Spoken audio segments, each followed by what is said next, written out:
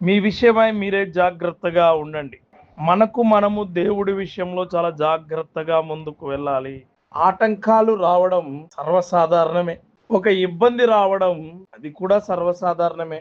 అందుకే మనకు మనము ప్రతి విషయంలో జాగ్రత్తగా ఉండాలి. పొరుగువాడి అపరాధం మన మీదకు రాకుండా చూసుకుని ఉండాలి. మనకు దేవుడు తోడు అనే గొప్ప ఆయుధం మనకుంది కదా!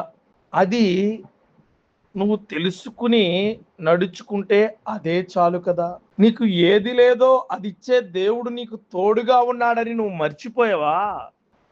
మన విషయాల్లో మనం జాగ్రత్తగా ఉండాలి. మనకు రావాల్సింది మనం కోల్పోకుండా, మనకు అవసరమైనది మనం కోల్పోకుండా, పూర్ణ బహుమానం పొందేలా జాగ్రత్తగా ఉండమని మళ్ళా యాహోను గారన్నారు.